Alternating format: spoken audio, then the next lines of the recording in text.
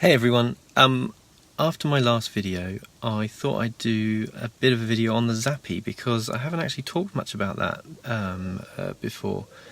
So, should you buy a Zappi charge point?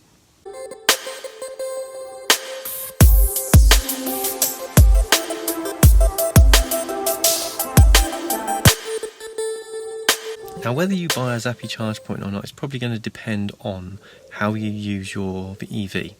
If you drive it to work in the dark and then drive it home again in the dark, then the Zappi charge point is probably not for you. The Zappi is designed to work with your solar PV system if you have one installed on your house. If you don't have one installed on your house and you don't plan on installing one in your house, then there is features in there for energy storage and things like that, so there's possibilities around there.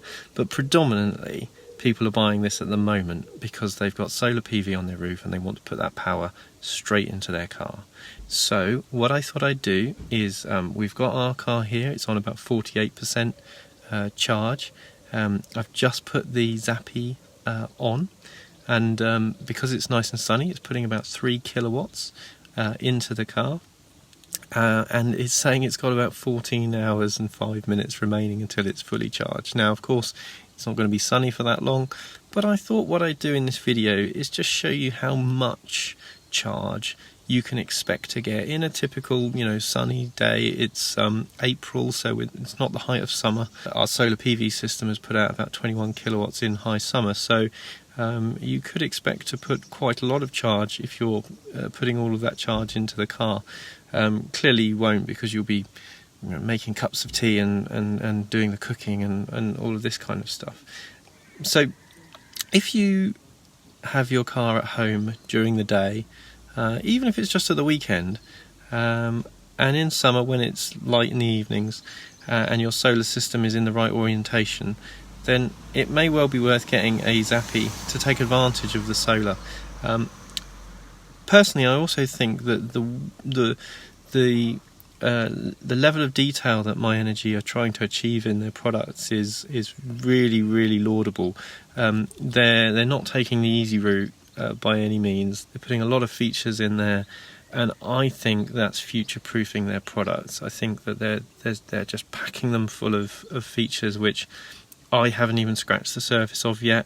But what hopefully it's going to mean is that, as I do get things like energy storage in the future, I'm not going to have to buy another product. I can just use this one and really get the maximum value out of it.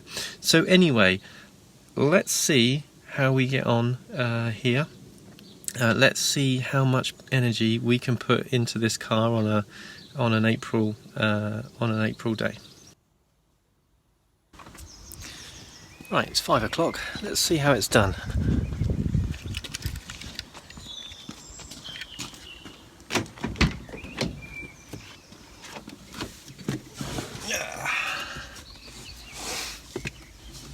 Right, so it's 5 o'clock. I've just come out to check how it's done, and it's at 58%. So we've gained 10%. Through just charging on the solar power there, which is fantastic. Really pleased with that. It hasn't been a brilliant day in terms of sunshine. There's been a lot of high cloud, a lot of haze. So I think this is it's also not height of summer.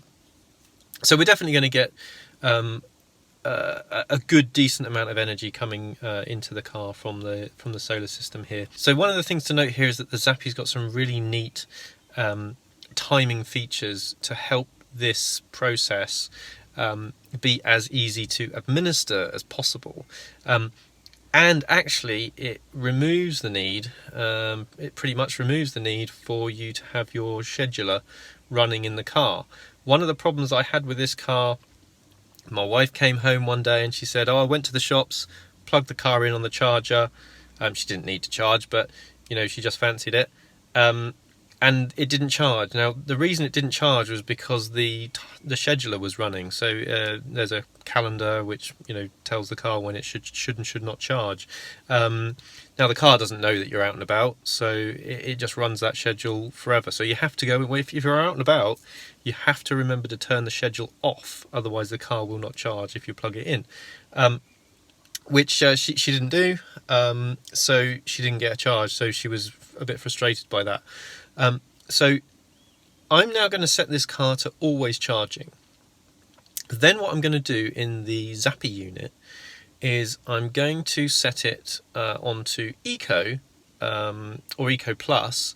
And what Eco Plus does is that it will only charge the car if you get a certain percentage of your energy from the solar panels, and you can define what that is. So you can define it as 80%, 90%, whatever you like. There is a minimum which the cars will accept, so you can only charge a minimum of 1.5 kilowatts into the car. Otherwise, anything below that, the car won't charge. So if you're generating 1.3 kilowatts from the solar panels, then it will top up the other 200 watts from the grid. And so what you can do in the scheduling on the Zappi is you can set it to be Eco by default. So you can set that mode to Eco. But then what you can do is you can set a boost timer.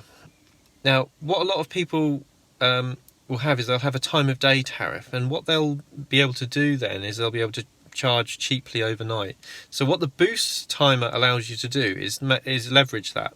So you can set the Zappi to boost at midnight to 4 o'clock in the morning, whatever the tariff you have is, and it will then bump up to 7 kilowatts or whatever your maximum rate of delivery is on your supply. But ours is 7 kilowatts. You'll then be able to charge that cheaply overnight, and then when it rolls around to the daytime, it will then revert back to Eco, and it will then charge off the solar or whatever.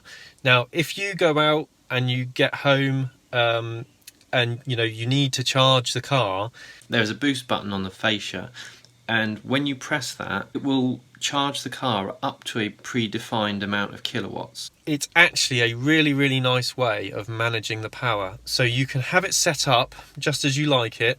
So every night you can have it running on this thing, and then whether you choose to plug the car in or not is obviously up to you. So we don't need to charge this car every night. So we'll probably plug this car in once a week and give it a full charge.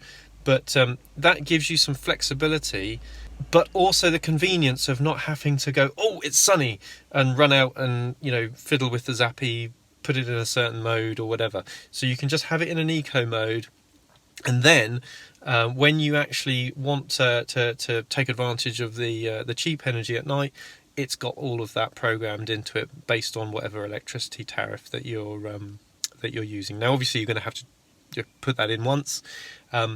Hopefully that's what the app is going to make easier, because at the moment you have to stand by your Zappi unit and press some buttons and work through some menus. But actually, just for doing it once, it's not too bad.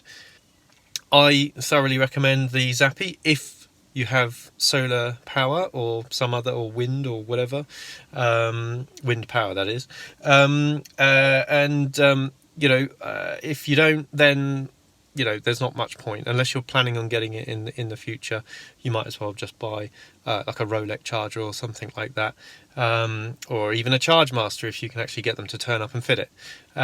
So there you go. But remember, if you're just about to buy an electric car and you're watching this video because you're thinking about buying one, then the dealer might say something like, oh, we'll come and fit one for free. They're not fitting one for free. They are using your OLEV grant. So you can take that to whatever provider, whatever electricians are, accredited, which is exactly what we did. Actually, Charge Master, we got fed up with them.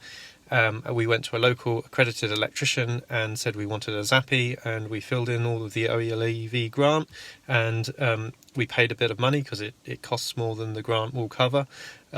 but it was still cheaper than buying it and fitting it ourselves. So I would thoroughly recommend the Zappi, and I would thoroughly recommend investigating the OLEV grant, and independent companies, and investigating independent companies around near where you are, to get the best deal and the best charger. So there you go.